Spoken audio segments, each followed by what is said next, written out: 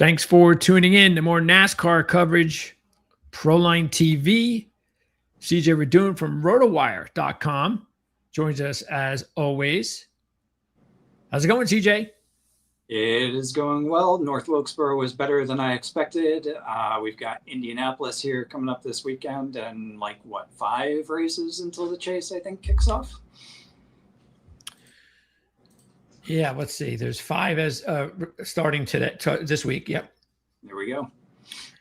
And before we get into Indianapolis and go through that, like you said, I mean, North Wilkesboro could have been a lot worse, but yep. We did see one driver dominate, which we kind of felt would happen based on what we saw at the All-Star races. But it wasn't like all of the top drivers were finished all in the top 10 or anything like that. So there were some situations where some drivers like Christopher Bell, Ty Gibbs, made some big mistakes and things of that nature. So, but I mean, overall for a once a year thing compared to the other short tracks, it is what it is.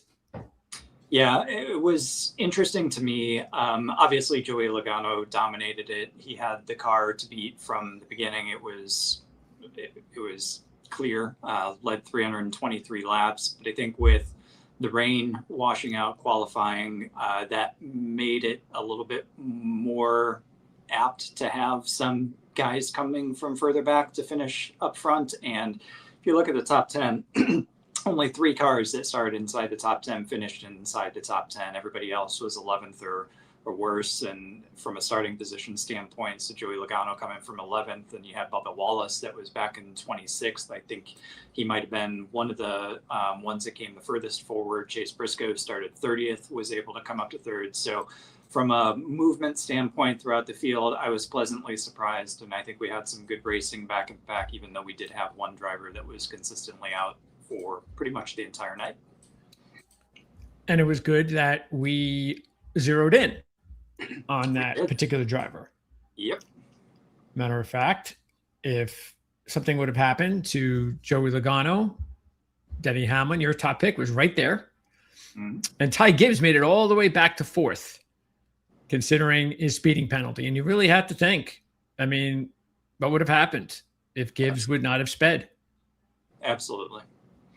Yep. So the other things that stuck out, your long shot pick, Brad Keselowski, finally has put together, one top. What did he do the week before? Was that Atlanta? It was Atlanta. Bringing up his results. He was 26th in Atlanta. Oh. He was 21st at Chicago.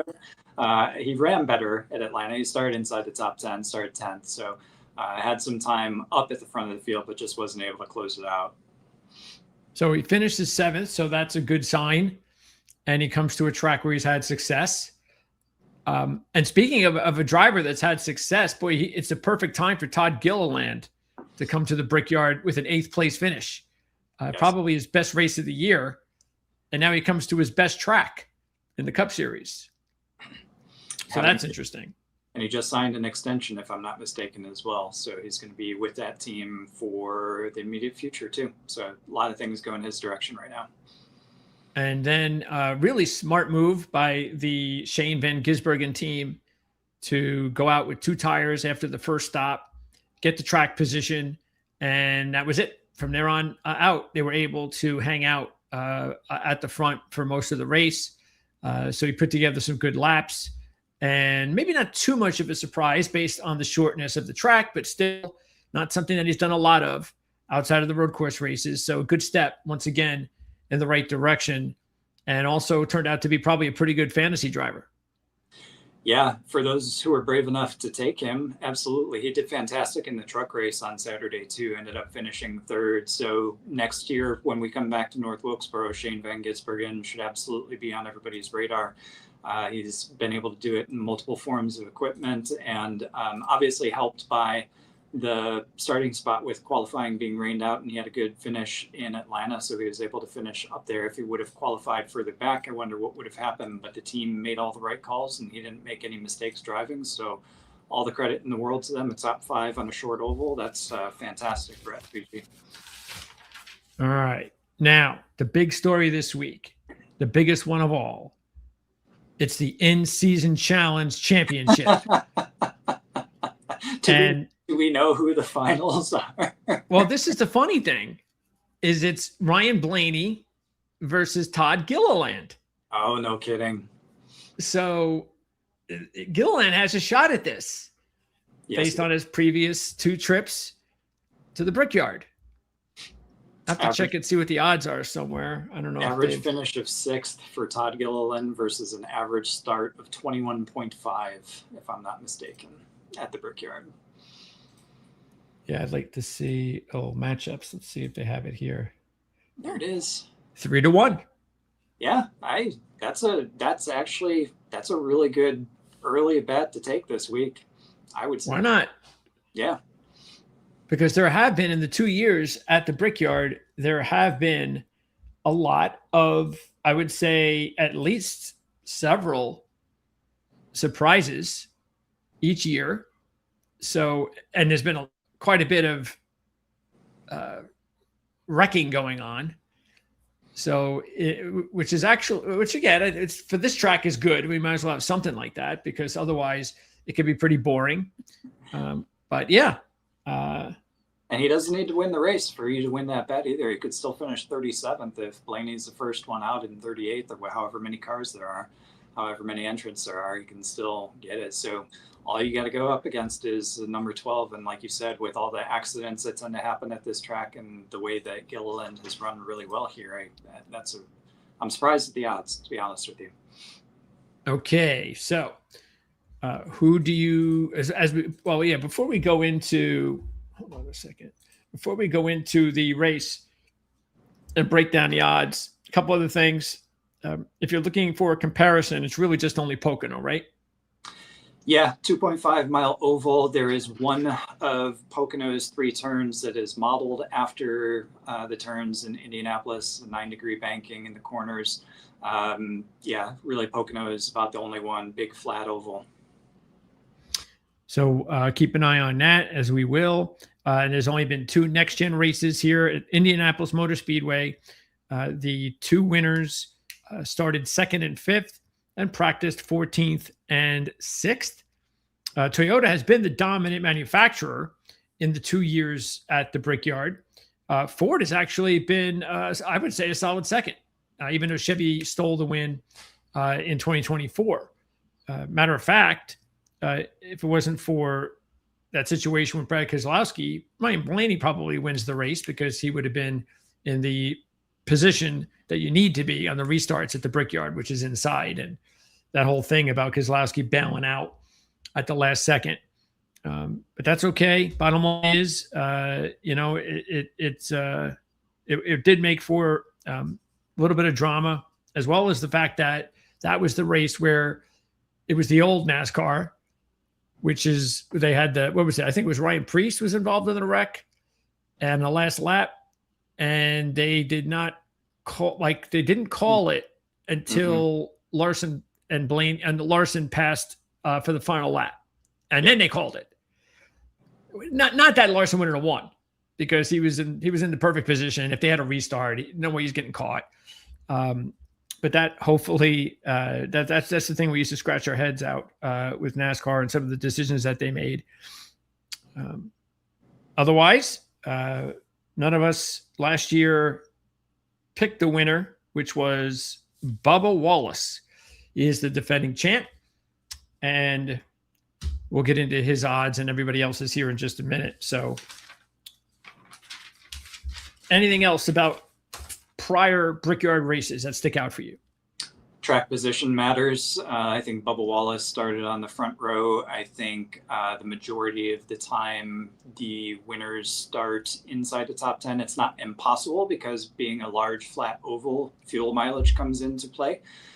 So there are differing strategies the bigger these tracks get. So Indianapolis is definitely one where fuel mileage comes into play. So typically, if you have a lot of cautions, you end up having a fuel mileage race. You can have somebody that starts outside the top 15 or so that comes up and win. We have seen that a couple of times, but all things being equal, you generally want to start in the first 5 rows here. Okay, so who is the favorite of the race? Yeah, this one is not as clear cut as past weeks, but I'm going to guess it is Denny Hamlin. You would be correct. So Denny Hamlin, who was the favorite of the race last year at 4-1 odds. So that's exactly what happened to him last year. He finished 3rd, started 39th in the race, and made it all the way up to 3rd. And he was involved in a late crash in 2024, started 2nd, led 21 laps. You know what I'd like to see on those? I don't know if anybody has it. I don't know if Jayski has it or the racing reference site we go to, but it would be nice if when they designate the lap where the driver was involved in a crash, it would be nice if they could tell us what position they were in. That would make things a lot easier for us to know, well, what does that mean? Was it a crash when they were in the top 5, or was it a crash when they were in the 25th or 30th? So unfortunately, I don't think anybody does it. If they do, that would be a really good handicapping tool to use. No, the best I found is I think Racing Reference will, when they can, they will say what lap the crash was on. So if Hamlin crashed on lap 25 versus lap 260, obviously that makes a difference. And then you have to kind of infer that based on how many laps they are down to the leaders by the finish. So yeah, it would be a good statistic to have. I'm not sure if anyone that actually has it though. Yeah, it probably, at least you got the lap, and then you could just take a look at the race highlights again and just go to that lap and see where they are. So True. That's something I would do, especially this week, because as I said, lots of wrecks the first 2 years of this race. And so a lot depends, I think, on where these wrecks occurred for some of these drivers. Okay. So who would be second? And this is a very close second choice. Yeah, it was hard to land on Hamlin. I don't know who would be second. Maybe Kyle Larson, just because of the name. I don't know if I agree with that. Yeah, we've been saying this now for, let's see, how long have we been saying this for? Let's see, Reddick. Yeah, it started in Michigan when it was his first finish outside the top 15. He finished 35th. Came back with a second at Pocono, and that's important to note. But then was 25th right after that at San Diego. And that was the race, though, where he was right there for the lead, as we all know. But really what stuck out, and so at that time, right about there, we were like, okay, look, 35th, 25th, however it happened, that's not the point. The point is it's happening. And these are the things, the bad breaks. These are the things that just occur when things aren't going well. And as soon as he got to 36th at Sonoma, it was like, well, that's it. It's just official. He's in a rut. And what happened after that? 36th at Chicago, comes back with an 8th at Atlanta, back to a 30th on Sunday. So, yeah, like you said, we've been saying for about a month now, you just cannot take Tyler Reddick when he's in this situation unless you're getting, I'm considering him an option. Like last week, I think his odds weren't bad. I think he was something like 16-1, or I forget exactly what the odds were. But I know one of the last 2 weeks, his odds were much better, but not at 5-1. Yeah, definitely still continues to be in this rut. And we've been talking about it for a while, like you said, has some good results at Indianapolis. Qualified on pole, or at least started on pole on the 24th. I can't remember, or the 2024 race. I assume that was not a washout, and he was legitimately on pole. Started 4th last year, but crashed out, finished 29th. He led 40 laps when he started on pole and ended up finishing 2nd. But again, with a month's worth of results outside the top 20, barring the one kind of drafting track there, I'm not so sure that Reddick's the way to go this week. Wait until he gets out of it. Certainly not at 5-1 though. Yeah, especially when I mean, it's only a point and a half with Hamlin. I'd rather And go. Yep. yeah, and Hamlin won Pocono and has not really been in that type of rut. The last week was a big race for him to see if he was still okay, and he was. He had second place finish. So if you take a look at that, he is definitely in a much better position than Reddick and the prices. And also, like you said, Reddick was second from the pole in 2024, led the most laps, 40, but then only finished 29th last year from the fourth position. So, it's solid play, but not a 5-1. Yeah, and Denny Hamlin, I mean, we talked about him starting 39th, ended up clawing his all the way back to third. That's very impressive. And he led a lap. And if you look at his laps led at Indianapolis, the last 5 oval races, he's led at least 1 lap in 4 of them. So consistently at the front here. Okay, next up. Let's get to these 3 here. Or actually, we do 4. Okay, we got Blaney, Larson, Byron, and Bell. And Blaney, interesting enough, he finished 11th last week, which keeps him in that nice run he's on. So I think, let's see, what is that now? It's 1, 2, 3, 4, 5, 6, 7, 8, 9, 10, 11 straight races. Every race since the All-Star race. Of 11th or better. Yep. So very nice. And especially after what happened when he ended up starting in the rear last week, when he had the fortune of starting up front because of the rain out qualifying. So he got himself back up and then finished 11th. He was 7th last year, led 14 laps from the 24th position, and was 3rd, like I mentioned, in 2024, but unlucky. Again, would have probably won the race had Keselowski not stayed out and then bailed out into the pits at the last second. Kyle Larson was 2nd at this race last year and led 19 laps from the 13th position and won the race, as I mentioned, in 2024, leading 8 laps. So he hasn't had like dominant runs, but he's almost won back-to-back. And so you would think this would be a good track for him for sure. But that streak of 4 straight top 5s is gone. No top 10s in his last 3 races. William Byron has qualified well here, but has not finished here. So he is a really poor fantasy choice. And he still is yet to get out of his rut. Just a couple top 5s to show for it since early season. Right around Martinsville is when things kind of really took a turn where he just has not been in the top 5 very often. And then Christopher Bell, he spun out and the car just could not handle on Sunday. Bad break for Christopher Bell. He was in a great position. He had a fast car. He was 8th last year here and 4th in 2024, and makes him a pretty good fantasy option if he ends up starting 16th and 18th again with those results. Ryan Blaney is a top 10 machine, has been since May, top 11 machine, if you want to cut hairs. So I think it was great to see Ford be competitive and come out and dominate a race last weekend. I did say, I think at that time, that the short track, North Wilkesboro, being as close as it is, that kind of normalizes the equipment a little bit more. So maybe that's a chance for Ford, which they did step up. So I still don't know whether or not Ford really has the legs on Toyotas or not. So I do think Ryan Blaney is a confident top 10 choice this week, regardless of where he qualifies. But I want to wait another week just to see if Ford really is back on par with Chevrolet and Toyota. So this will be a good week to be able to see that.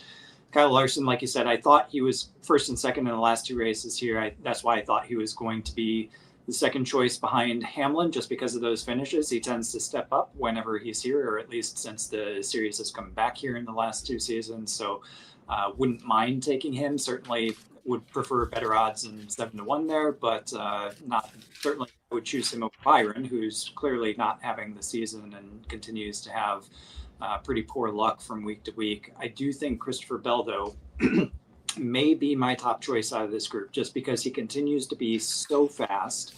A lot of bad luck. At some point, he's going to get beyond that bad luck. 4th and 8th here, like you said, in the past 2 races. He's in a Toyota. That team is going strong. He has yet to win this season. So I think Christopher Bell is going to get a breakthrough. And we might even get to, I'd be curious to see what the futures say about him, because if he peaks at the right time in this last 10 races, everybody's going to be saying, where did he come from? Because he has not been in victory lane yet this season. But I think he's got the speed to do it. Yeah, Bell led 18 laps, finished 26th in the Pocono race. And not sure what happened there. I can't remember that. But the others, as far as Pocono is concerned, you have Blaney finished 10th. Larson finished 5th, led 24 laps. And Byron finished 3rd. So, yeah, I mean, I see what you're saying. This is going to be up in the air for sure. What I will say is probably not too worried about practice. As long as it's in the top 20, probably don't care. Might even be better for the odds. The main thing is, where do you qualify? That's probably the most important part. Yep, I would agree. Okay, let's move on. Briscoe, Elliott, Bubba, and Joey Logano. So Briscoe, 18th and 24th in his 2 races here, was on the pole last year, led 34 laps. And then you have Chase Elliott, 13th and 10th. Started 30th and 3rd. Bubba is defending champions course, as we mentioned, leading 30 laps from the 2nd position. Also finished 5th in 2024 when he started 17th and led 26 laps. So this has been a good track for Bubba. And Joey Logano, very doubtful that he's going to win back-to-back races.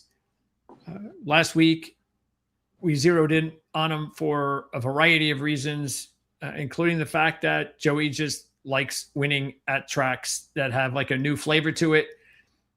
But asking him to win back-to-back, that's going to be a little bit different, especially because he has not finished in the top 30 in either of his trips to the Brickyard. So probably not even a good fantasy driver option this week. As far as Bubba, so it happened again. The trend that I broke down worked. So Bubba continues to be very inconsistent since the start of the season. So if you missed it last week, the fact is, starting at Daytona and then going every other race from there, Bubba has finished 10.8 average. Then starting from Atlanta, the 2nd race, and going every other from there, Bubba has averaged 22.8. So what does that mean? That means this is going to be a bad week, actually, for Bubba. Now, maybe this is the week the trend breaks finally because of how good he is at the track, and he hasn't won yet this year. But asking him to win back-to-back Brickyard races is also going to be a little bit hard. But 15-1, matter of fact, that's actually dropped just over the last hour.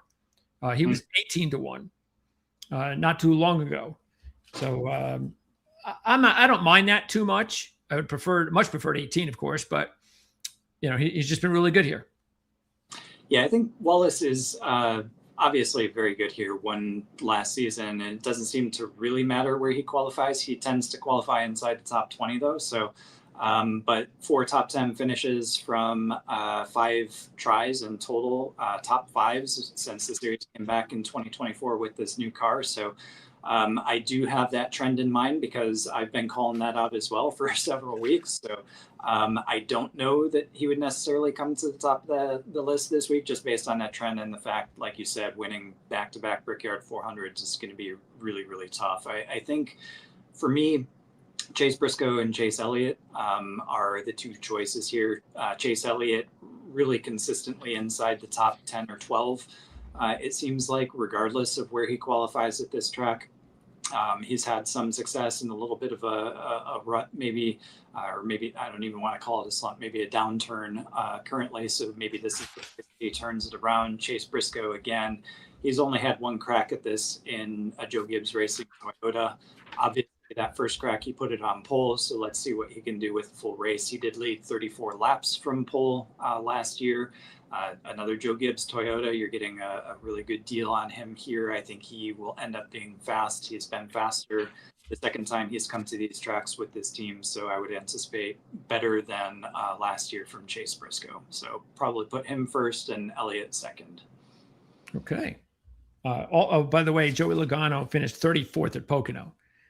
So between Pocono and the Brickyard, not good for Joey Logano. And the fact that he's coming off a win, I probably wouldn't even touch Joey Logano unless I got somewhere like 40-1, 50-1, to tell you the truth. And you know what? He probably would be something like 25-1 if he didn't win last week. Mm-hmm. But the odds are always skewed once a driver wins a race. So, okay. Next up, we have Gibbs, Buscher, Hocevar, and Jones. Out of this group, Gibbs has not been a good fantasy driver. Started 5th and 6th, finished 21st and 23rd. He did finish 9th at Pocono. Buscher was 7th at Pocono, but only finished 14th and 22nd at Indianapolis. Carson Hocevar was 20th at Pocono, but more importantly, he finished 10th and 12th in his first 2 starts at the Brickyard, so that's a good sign. And Eric Jones was 6th at Pocono, and he was 90-1 in this race last year. He's now down, as you can see, 35-1 here.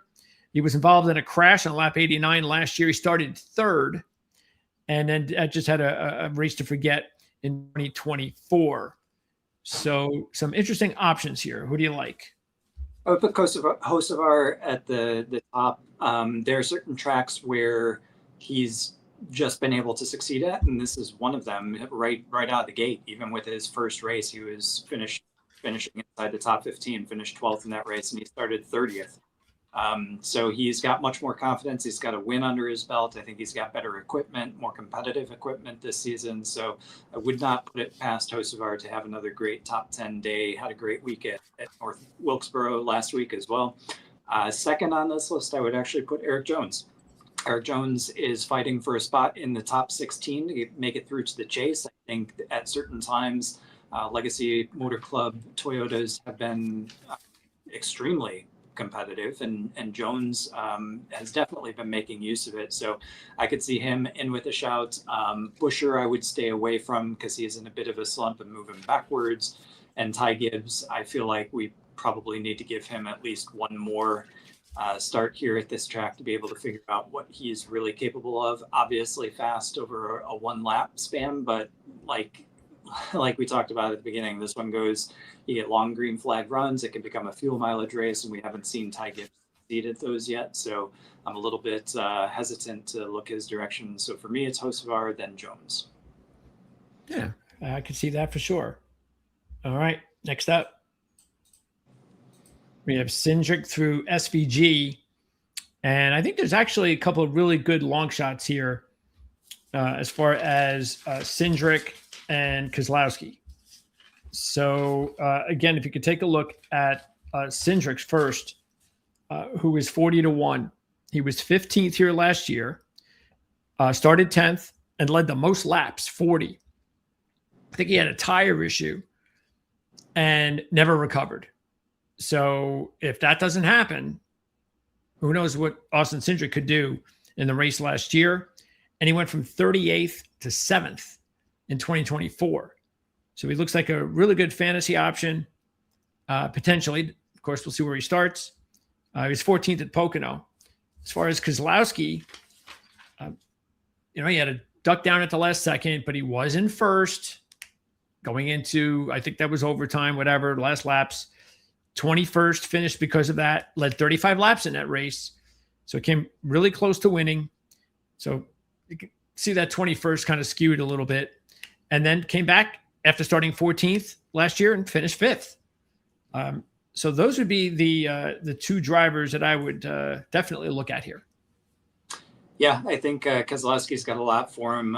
If you look back at the last 5 Brickyard 400s, he won one of them, finished inside the top 5, and 3 of them, and would have finished inside the top 5 and 4 of them had he not had to back out, like you said.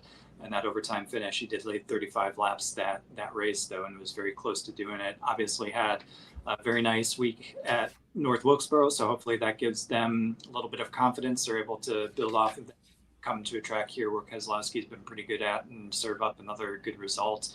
I do think the one here, I think Austin Cindric's going to be within touching distance of the top 10 again.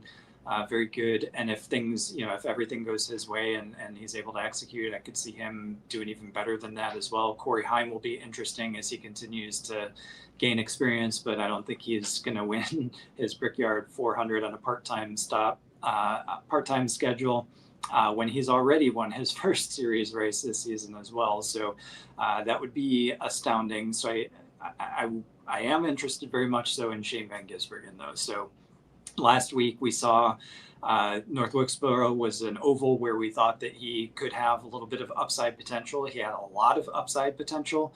I think we saw some good stuff from him in his first outing at Indianapolis last year, qualified 11th, able to execute throughout the long race and ended up finishing 19th. I think that's really good for somebody who's not used to racing on ovals. He's in the car every week now. He's doing significantly better. I think he's figuring these things out, and this is a track that I think the road racing skills, tire management can come into play, and really smart racecraft. And without a doubt, those are all Shane Van Gisbergen's positives. So I'd probably put SVG at the top, and then Keselowski. Well, maybe Keselowski first, and SVG a very close second. Maybe flip a coin, 2 out of these 4. Yeah, Corey Heim, not only has he got to go with the 2 wins in the same season, but we have to remember that the win that he had was a win at a track that nobody had gone to before. Mm-hmm. So that evened things out for everybody, but that's not the case here at the Brickyard. So everybody has 2 races of experience over Corey Heim at this track, and then throw in the fact that he's already won a race. Okay, next up. Out of this group, the one that easily sticks out is John Hunter Nemechek, 65-1. He should be a really good fantasy option. He started 36th last year and finished 12th. He led 16 laps in 2024, but was involved in a late crash. And this is maybe just as important. He finished 4th at Pocono this year, leading 42 laps. So at 65-1, he's definitely one of the better long shot options in my mind. Bowman, things are just not going well for Bowman right now. 40-1 last year in this race. That just shows you what you need to know. And Ross Chastain, just nothing's happening. Daniel Suarez, meanwhile, was 8th in 2024 and 27th last year. Yeah, I think John Hunter Nemechek is clearly the one that you want to go with here. Just very good results, and same reasons we talked about with Eric Jones as well. So I think Hunter Nemechek, without a doubt, one to look at, certainly from a fantasy perspective. Alex Bowman could be interesting, but it's going to be kind of against the run of play because he did have the pretty decent race here last year. But again, that kind of came from nowhere, as Bowman finishes tend to do. So I wouldn't put it past him to have a good week here in the near future, if not this week. But again, it's not something that I would bank on. If I'm looking for more confidence, I would certainly look at Hunter Nemechek. Chastain, I think his best finish here is 15th. So really not able to get things going at Indianapolis. This isn't a track for him, and nothing's going his way at the moment either anyway. Daniel Suarez has an interesting kind of Bubba Wallace type of trend going on here at Indianapolis, finishing 11th or better every other race, and then finishing outside of the top 15 every other race as well. From 6 starts, he's got 3 finishes of 11th or better and 3 finishes 18th or worse. And this would be the year following that trend where he would finish 11th or better. So maybe he can be a good fantasy play depending on where he qualifies, because his average start is only 24.7. Average finish is actually 15.2. Okay, moving on. And in this group, we do have Josh Berry here, and want to pop this question up from Raymond. What up with Josh Berry? Yeah, it's incredible how quickly things change for Josh Berry this season. Yeah. And also not coming back to Wood Brothers next year. So still waiting to find out what Josh Berry's future plans are going to be. It sounded like he was genuinely disappointed to be out of that ride.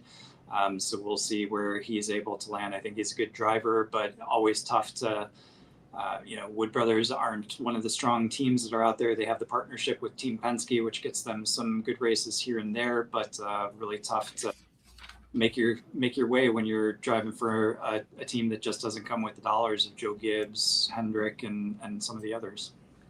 Yeah, I mean, it's like I don't remember him really getting a whole lot of opportunity. It's like as soon as it looked like he was on the ascension, things start to go pretty bad for him pretty quick early in the season, and it was like, all right, that's it, time to move on. It's almost like they were ready to move on from him the year before, but he raced well, and they said, all right, well, we'll give him some time in 2026. And as soon as things just didn't go, all right, that's it, moving on. I don't think he deserved it. He seems like he's a pretty solid driver that deserves an opportunity. Absolutely. Yeah, I think he's got a lot of potential, and I think we've seen that. Like you said, last year he had some really great results and was carrying that team by the scruff of the neck to places they rarely get to. So, seasons change, competition gets harder. Spire has stepped up, Legacy has stepped up. It's going to be hard for Wood Brothers this season in the midst of that to do it 2 years in a row, since Berry was one of those teams, I would say, the year before. Do we know who's taking his ride? Yeah, it's slipping me at the moment. Give me 1 second. And as far as the other three, Connor Zilic yet to race at the Brickyard. Herbst last year, he finished a 26th at a starting 25th. And Ryan Preece was a very solid 4th last year, leading 12 laps, but had a late crash starting 31st in 2024. So out of this group, Preece is the one that sticks out with that 4th place finish last year. But things have not gone well for Ryan Preece either this season. They have not. Jesse Love is the one that is stepping in Ryan Preece's seat next year at Wood Brothers. Josh Berry's seat? Yes, sorry, Josh Berry's seat. So it'll be interesting to see what he's able to do. Obviously, pretty good success in the junior series coming up. So definitely deserves his chance at Cup here. Was going to get it sooner or later. Unfortunately, it's coming at the expense of Josh Berry, who I think still has a career at this level. He's just got to find the right equipment. But yeah, I agree with you. Ryan Preece would be the one to look at. He's proven himself on these big ovals, able to manage the fuel economy, able to manage the tires, able to get around these tracks. So Ryan Preece, I would put at the top of this bunch right now. Yeah, I mean, look, he's had 2 top 10s in his last 4 races, which is the best top 10 marks this season for Ryan Preece, because he's only had, I think, 4. So that's a good starting point, but he's also had a lot of bad results lately.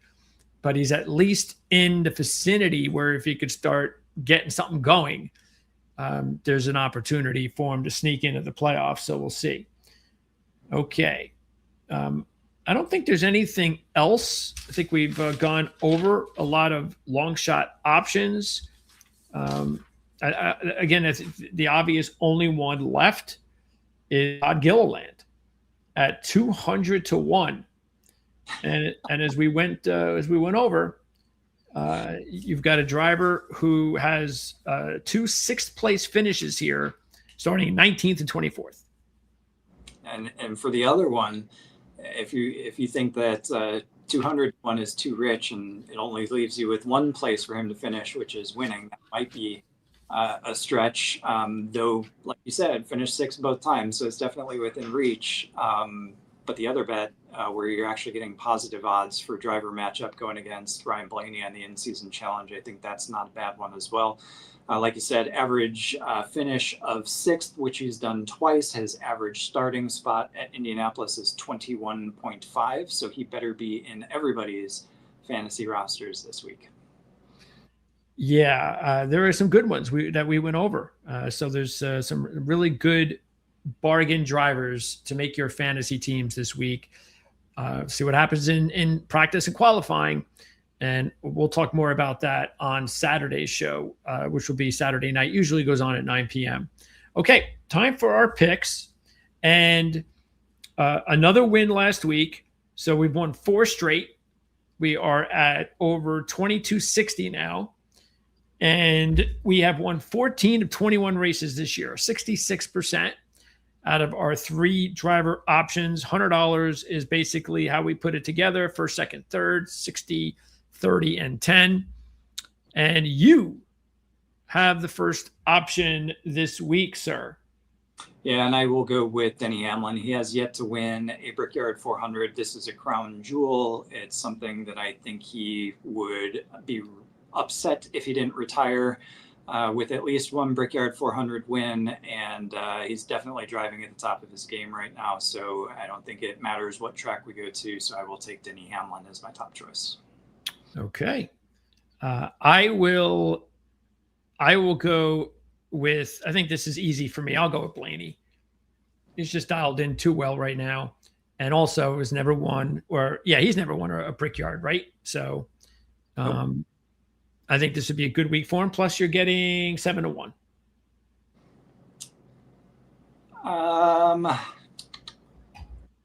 Go down one page for me. Yeah. I will, he's further up. I will go with Chase Briscoe as my choice. Wow. Okay. 10-1 shot for the second choice. Chase Briscoe was on the pole last year, led 34 laps, 12th at Pocono. Okay. I'm going to go a little bit further back. I'm going to start hitting some of these long shots. I'm going to go with, it's between 3 drivers. I'll go with the 2 drivers. I'll make it 2 because neither one has won a race yet. So I will go with Keselowski. He was going to be my third. Of course. So it's long shot time. It is long shot time. Deciding how far of a long shot I want to go.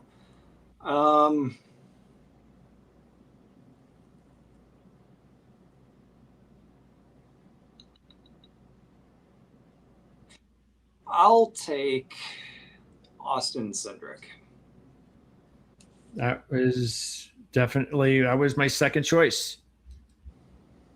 I basically was down to 3. Hocevar, Cindric, and Keselowski.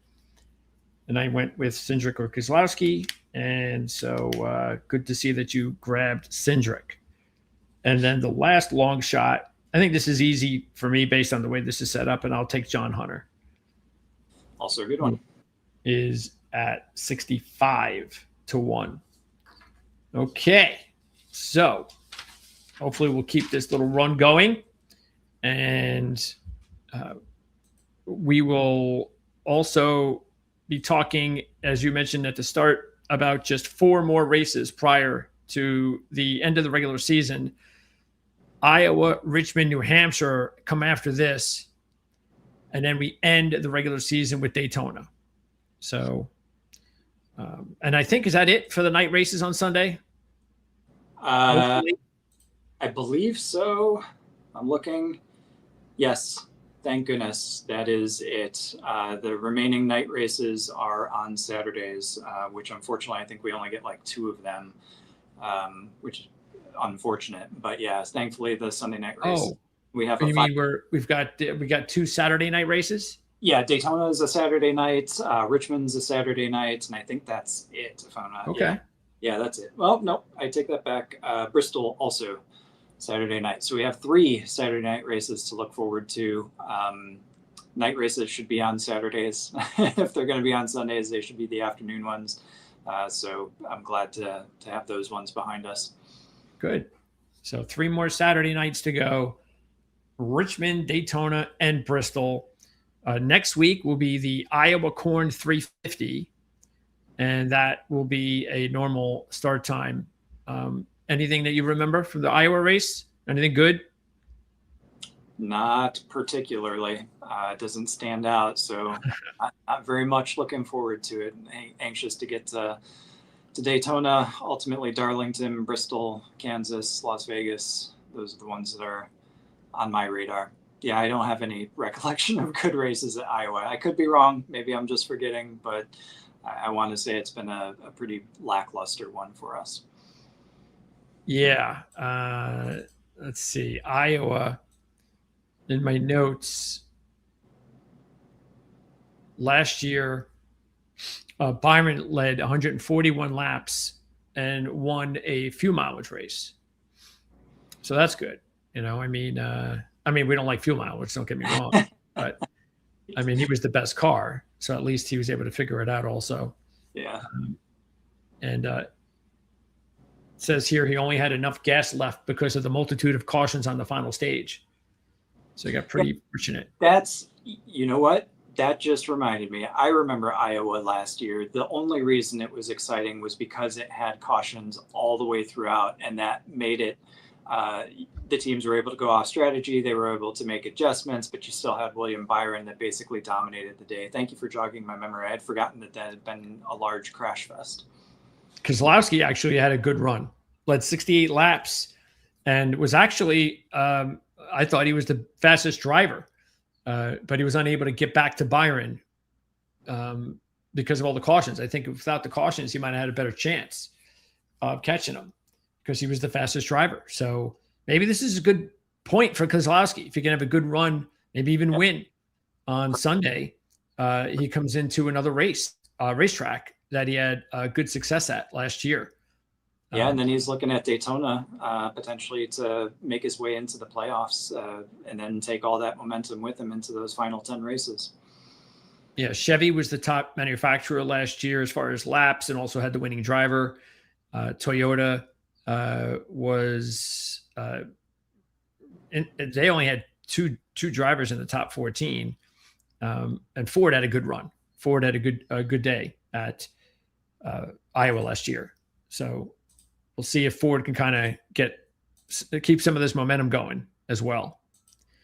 Okay, so there you go. That is what we think of the Brickyard 400. Hopefully it'll be a good race. Don't forget to check out, there's a link in the description of this video where you can check out CJ's page over at rotowire.com where you can bookmark it and check out his weekly previews, DFS reports, and they come out on Friday. For some reason you want to wait, you can wait when we do the qualifying show on Saturday night, and I'll have an updated link and it'll show you exactly the page that we just talked about, and it'll have the report all ready to go from the day before. So otherwise, that's it. Maybe next week would be a good time for us to take a look around the championship odds and things like that, get caught up. We're starting to get to that point. Because again, maybe even a driver like Brad Keselowski, who, if I can recall, didn't he get hot at some point last year? But he just forget when it was. Anyway, he's 60-1 right now to win the championship. And as we just mentioned, you know, he might be able to start picking things up. And if he does, then maybe that's a bargain at 60-1. So take a look at some of those odds and based on some of the information we gave you today, and maybe you can take advantage of that. All right. CJ, thanks as always. Awesome. Thank you for having me. See you next Tuesday. And I'll see everybody on Saturday for the post-practice and qualifying report. Also want to thank N. Madison for reposting the stream once again. We appreciate it when anybody shares the stream. That helps us with traffic and builds up our overall base, which is great. Not just because of revenue, but just gets out there and more people get an opportunity to check us out and hopefully benefit from the information we can provide everyone. So that's it. I'll see everybody on Saturday night, and see you